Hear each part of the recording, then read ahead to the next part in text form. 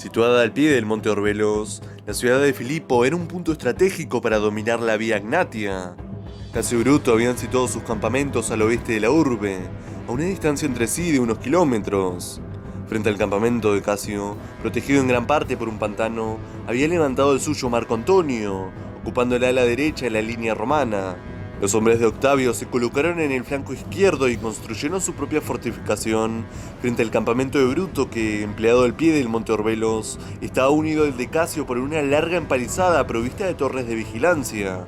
La posición de Casio y Bruto era claramente superior. Se encontraban a mayor altura. Podían obtener leña para fortificar y cocinar de los árboles y surtirse de agua corriente del río cercano. En cambio, los triunviros se habían obligados a recoger del pantano combustible de menor calidad y a excavar pozos para obtener agua potable. Además, su situación se veía empeorada porque la flota pirata de Sexto Pompeyo impedía que le llegaran provisiones por mar. Enfermo como estaba, Octavio no podía ver la situación con optimismo. Marco Antonio y él únicamente gozaban de una ventaja, la numérica. Los liberadores tenían allí 17 legiones, mientras que Marco Antonio y él contaban con 19, que por añadidura se encontraban más completas de efectivos que las de sus adversarios. Estas son cifras que nunca se habían alcanzado en un combate entre romanos. Una vez constituidos los 4 campamentos, los 2 triunviros se dedicaron a desplegar sus tropas ante los enemigos para desafiarlos a combatir, pero Bruto y Casio se negaban a perder su ventaja posicional. Además, sabían que todo el tiempo que los cesarianos permanecieran en aquellas condiciones insalubres les beneficiaría. Unos días después, a finales de septiembre, los triunviros decidieron cambiar de estrategia para obligar al enemigo a luchar. El pantano situado al sur del campamento de Casio era un paraje inapropiado para desplegar tropas, aunque no del todo inaccesible.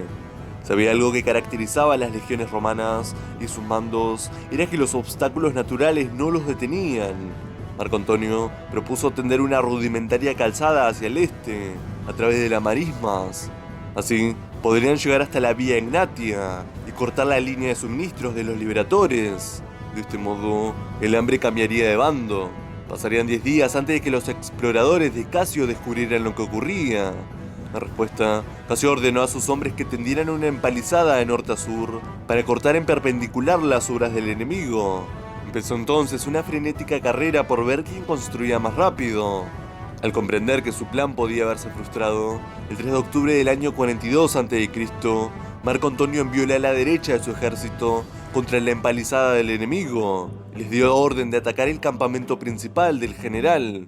Los legionarios de Marco Antonio cargaron cuesta arriba y, bajo una lluvia de proyectiles, rellenaron el foso enemigo y embistieron contra la empalizada. Tras un duro combate, consiguieron llegar hasta el campamento de Casio, donde quedaba una guarnición escasa. Tras tomarlo, se dedicaron a saquearlo. Casio, al ver que sus hombres huían, se vio obligado a retirarse con unos cuantos leales a las acrópolis de Filipos. Lo que ignoraban era que en el otro lado del campo de batalla, la situación era muy diferente. Al producirse el ataque de los hombres de Marco Antonio, Bruto lanzó su propio asalto contra la posición de Octavio.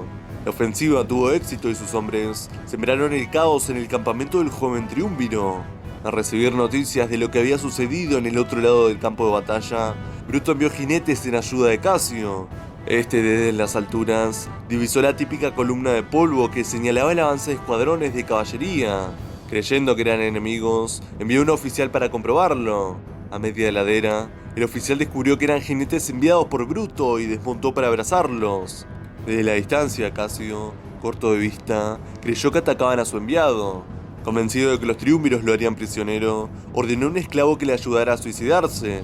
Las pérdidas de hombres fueron terribles en ambos bandos, pero en lo que respectaba a la situación sobre el terreno, no hubo grandes cambios. Los dos ejércitos retornaron a sus posiciones iniciales, con la salvedad de que Bruto se trasladó al campamento de Casio. Mientras tanto, los triunviros siguieron desplegando sus tropas durante los siguientes días, con la esperanza de que Bruto bajara de la colina a batallar. Pero el asesino de César no picó el anzuelo y persistió en su táctica de desgaste.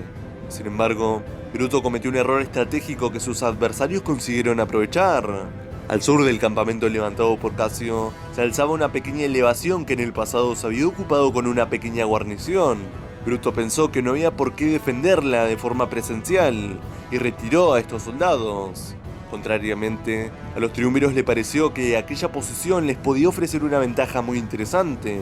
Octavio envió a la loma 4 legiones provistas de grandes planchas de mimbre y pellejos de cuero hervido que instalaron a modo de parapetos móviles. De este modo se apoderaron de aquel enclave tan cercano al campamento enemigo que les permitía interceptar los ataques de los hombres de Bruto. Al día siguiente, los triunviros desplazaron más legiones con intención de llegar a la Vía Egnatia y cortarla para dejar sin suministro a sus enemigos, como era su plan inicial. Al percatarse de la situación, Bruto se dejó convencer por quienes insistían en lanzar un ataque general. A finales de octubre formó sus legiones de este a oeste. A la hora nona, es decir, las 3 de la tarde en hora solar, Bruto ordenó el ataque. En el ala derecha tenían las mejores tropas y los escuadrones de caballería, que cargaron sobre el flanco izquierdo del ejército triunviral, obligando a las legiones de aquel sector a retroceder, aunque sin romper filas. En el extremo, los jinetes de Bruto consiguieron poner en fuga a los de triunviros y amenazaron con una maniobra envolvente por aquella parte del campo. Por otra parte, en el centro de la formación las cosas eran muy distintas. Allí Bruto había estirado las líneas para compensar la superioridad numérica del enemigo, por lo que había menos escudos de fondo y menos empuje que oponer. Poco a poco, el sesgo de la batalla fue girando, y los soldados de Octavio empezaron a hacer recular a sus adversarios como si hicieran girar una máquina muy pesada, como escribe a piano. Muchos de los legionarios de Bruto abandonaron sin ningún orden el campo de batalla. Los legionarios de Octavio persiguieron a los enemigos ladera arriba, y tras un breve combate en la empalizada, se apoderaron del campamento enemigo. Por su parte, Bruto logró escapar y se refugió en las alturas, donde sus oficiales le comunicaron que preferían rendirse a los triunviros. Derrotado y extenuado tras una lucha para la que no estaba preparado, el más célebre de los asesinos de César siguió el ejemplo de Casio y ordenó a un esclavo que lo atravesara con su espada. Muertos los líderes de los liberadores, el triunfo de los triunviros era absoluto. Muchos años después, Octavio expresaría su satisfacción en su Res Gestae. A quienes asesinaron a mi padre los mandé al destierro, castigando su crimen conforme a las leyes. Después, cuando declararon la guerra contra la República, los derroté por 2 veces en el campo de batalla. Antes de separarse, Octavio y Marco Antonio discutieron un nuevo reparto de las provincias. A Lépido, que ni se hallaba presente en el encuentro para defender sus intereses, le arrebataron la Galia Narborense, que pasó a manos de Marco Antonio, y las provincias hispanas, que fueron a parar a Octavio. La Galia Cisalpina dejó entonces de ser una provincia y se convirtió en parte de Italia. Tras el acuerdo, los 2 vencedores de Filipo se separaron. Marco Antonio se dirigió a Oriente para recaudar impuestos y renovar las alianzas con los diversos monarcas que gobernaban sobre los llamados reinos clientes, regiones que, sin ser provincias, pertenecían a la órbita romana. Tal como hicieron otros poderosos, Cleopatra acudió a ganarse el favor del poderoso Marco Antonio. La gran diferencia fue que ella se convirtió en amante del triunviro y tuvo con él una pareja de mellizos. Por el momento, la relación entre estos dos no influyó demasiado en la política romana, pero con el tiempo sería determinante. En cuanto a Octavio, hubo de retrasar su retorno por un rebrote de su enfermedad. Por fin volvió a Roma en el año 41 y emprendió la tarea de distribuir parcelas, lo que a menudo lo llevaba fuera de la ciudad. Considerando su delicada salud, su inmensa capacidad de trabajo tenía un gran mérito. Era un hombre muy activo que procuraba aprovechar el tiempo, escribiendo sus viajes en litera o leyendo mientras los barberos le arreglaban el pelo y la barba. Con la ayuda de sus amigos Agripa y Mecenas, Octavio se dispuso a cometer la hazaña de administrar Italia y su centro neurálgico, Roma, la mayor ciudad del Mediterráneo. Contrariamente, decidió prescindir casi totalmente de Lépido. Este, según Dion Casio, no tramó nada en parte por temor a Octavio y en parte porque era débil de carácter. Gobernar Roma no iba a ser sencillo, y esto se puso de manifiesto para Octavio desde el principio. El reparto agrario resultó una labor más ingrata que cualquiera de las que hubiera llevado a cabo antes. Las parcas que habían sido concedidas a los veteranos ya tenían dueños y había que expropiarlas. Aquello suscitó una ola de descontento. Octavio debía elegir entre 2 males: ponerse en contra de los propietarios itálicos a los que estaba expropiando o a sus propios veteranos, entre contentar a sus antiguos soldados o a personas a las que ni siquiera conocía. La elección parecía clara. Poco imaginaba entonces Octavio hasta dónde llegarían las consecuencias de esta decisión. Antes de que se diera cuenta, Roma se llenó de manifestaciones de protesta de gente que ya no podían volver a su hogar. El aumento de la población en Roma dificultaba alimentar a los ciudadanos que recibían trigo barato del Estado. Este cereal se importaba y se almacenaba en graneros públicos a fin de que siempre hubiera excedentes. Pero Sexto Pompeyo había dado orden a sus barcos de que asaltaran las naves mercantes. Como consecuencia, la hambruna se cernía sobre Roma y todas las miradas se dirigían a Octavio. Marco Antonio estaba ausente, pero Octavio había subestimado el poder de Fulvia, su esposa. Esta mujer había tejido una extensa red de contactos gracias a sus matrimonios anteriores y sus propias riquezas. Comprendiendo que el creciente poder de Octavio amenazaba la posición de Marco Antonio, Fulvia se reunió con su cuñado Lucio Antonio, uno de los cónsules del año 41 a.C., y ambos decidieron abanderar la causa de los campesinos italianos expropiados. Lucio reclutó 8 legiones en Italia y a finales de año marchó sobre Roma aprovechando la ausencia de Octavio, que había ido a controlar el reparto de tierras. Una vez enterado de lo sucedido, con Lépido a su lado, no tardó en organizar un ejército más numeroso y experimentado que las legiones del enemigo. Lucio comprendió que era mejor evitar el combate y se refugió en Italia, mientras enviaba peticiones de ayuda a los generales aliados de su hermano. Octavio no tardó en reaccionar y bloqueó al hermano de Marco Antonio en la ciudad etrusca de Perusia, que sometió a un largo asedio. A finales de febrero del año 40, la ciudad capituló por hambre, pues la ayuda que Lucio esperaba de su hermano nunca llegó. Octavio no se atrevió a vengarse de Lucio para no empeorar su relación con Marco Antonio, de modo que lo perdonó e incluso le permitió gobernar una de las provincias hispanas. En cuanto a Fulvia, huyó con sus hijos rumbo a Macedonia con la intención de reunirse con su esposo. Octavio no perdió el tiempo y de Perusia se dirigió hacia el norte. Con la intención de anticiparse a las posibles maniobras de los generales de Marco Antonio, tomó la Galia Narbonense. El joven triunviro se encontraba entonces con las Galias bajo su control y con 11 legiones que sumara a las suyas. Además, se garantizó el apoyo de Lépido otorgándole la provincia de África más 6 legiones. Contaba con 40 a esas alturas, de modo que podía mostrarse generoso. Estratégicamente, eligió las legiones que habían estado bajo el mando de Marco Antonio y de cuya fidelidad albergaba muchas dudas. Prefería tenerlas en África, relativamente lejos de Italia. Mientras Octavio actuaba de este modo, Fulvia había convencido a su esposo de que se personara en Italia para velar por sus intereses. Marco Antonio cruzó el Adriático con una flota y un ejército, pero cuando trató de desembarcar en Brundisium, se encontró con que la ciudad le cerraba las cadenas del puerto. Sin vacilar, ordenó cercarla con una empalizada y rodeó el puerto con un cinturón de torres de vigilancia. En respuesta, Octavio se apresuró a regresar de la Galia para defender Brundisium. Sin embargo, los legionarios de ambos ejércitos, viejos camaradas, se negaron a combatir y exigieron una reconciliación entre Octavio y Marco Antonio. Ambos lados lograron llegar a un acuerdo. El pacto de Brundisium supuso la confirmación de un auténtico duumvirato. En el nuevo reparto, Octavio se quedó con las provincias de Occidente y Marco Antonio con las de Oriente. Por otra parte, se acordó que Marco Antonio se encargaría de luchar contra los partos, mientras que Octavio sometiría a Sexto Pompeyo. Un repentino acontecimiento sirvió para reforzar esa unión: el fallecimiento inesperado de Fulvia.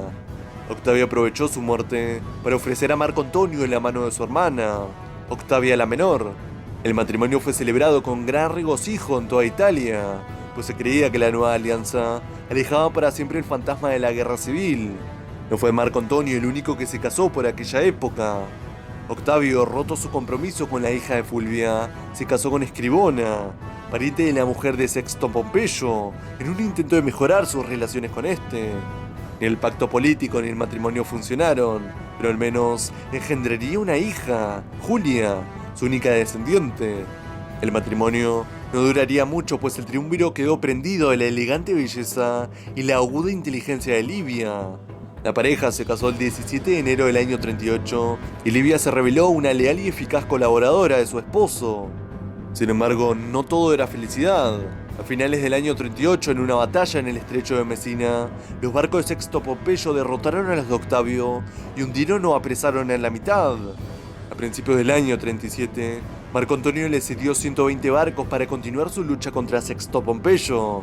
Tras varios preparativos, en el verano del año 36, Octavio lanzó una gran operación contra Sicilia. Aunque el primer intento por desembarcar falló, Lépido, que venía desde África, consiguió plantar en la isla 12 legiones y escuadrones de caballería africana. Durante la campaña, el propio Octavio sufrió una derrota en Tauromenio. Su mejor general, Agripa, no se hallaba con él, sino que combatía con parte de la flota en otro lugar de la isla. Mientras que Octavio se vio atacado desde tierra por la caballería de Sexto Pompeyo y desde el mar por sus barcos. Al caer la noche, el triunviro dejó las tropas de tierra, mandó un oficial y embarcó con la flota para salir a mar abierto y evitar verse encerrado. Durante toda la noche se libró un combate naval en que la flota de Octavio llevó la peor parte. La mayoría de sus barcos fueron incendiados o apresados, mientras que algunos huyeron a Italia. Gracias a la precaución de ocultar que su nave era la capitana, logró arribar sano y salvo. Durante unas horas que debieron de resultarle angustiosas, Octavio no pudo recurrir a nadie más. Los supervivientes de la flota andaban dispersos entre los restos de los naufragios, y los que había dejado al mando de su oficial se habían refugiado en las montañas, huyendo de la caballería enemiga. Cuando sus soldados lo encontraron por fin, estaba destrozado de cuerpo y espíritu, en palabras de Apiano, pues al desembarcar se había propinado un tremendo costalazo que lo había dejado lleno de heridas. En aquel momento, uno de los más bajos de toda su carrera, Octavio llegó a pensar que todo estaba perdido, pero sobrevivió, y poco a poco sus tropas fueron desembarcando en Sicilia, donde llegó a tener 23 legiones, 20.000 jinetes y 5.000 soldados de infantería ligera. Sexto, al verse acorralado, envió un desafío a su enemigo para librar una batalla naval, y Octavio aceptó. El 3 de septiembre del año 36, las dos flotas, cada una de ellas de 300 barcos, se enfrentaron cerca del puerto de Nauloco. Agripa dirigía las maniobras desde su nave mientras Octavio, confiado en las virtudes militares de su amigo, contemplaba la batalla desde tierra firme. Pese a que las naves de Sexto eran más maniobrables, las de Agripa consiguieron bloquearlas y abordarlas en buena medida gracias al invento del Arpax. Con él podían alcanzarse barcos que se encontraban a una distancia considerable y abordarlos. En el combate borda contra borda, prevalecieron el mayor tamaño y leso de los barcos de Agripa. Al ver aquello, un gran grito de victoria se elevó de las legiones de Octavio. El triunviro, aliviado por aquella victoria que había ganado con tanto esfuerzo e incluso riesgo de su vida, concedió a su amigo Agripa la corona navalis. Sexto abandonó la isla de Sicilia y se dirigió a Oriente, pero no lograría escapar a la venganza de los triunviros por demasiado tiempo. Un año después fue capturado en Mileto y ejecutado sin previo juicio por orden de Marco Antonio. Octavio podía tachar otro nombre de su lista. Al final de la campaña de Sicilia, Lépido, que había tomado una parte activa en ella, exigió que se le entregara la isla como compensación. Octavio se negó, lo que enfrentó a ambos aliados. Tratando de evitar una batalla campal que de un modo u otro mermaría sus propias tropas, Octavio se plantó en el campamento de su antiguo socio, escoltado por unos cuantos jinetes para convencer a los hombres de Lépido de que cambiaran de bando.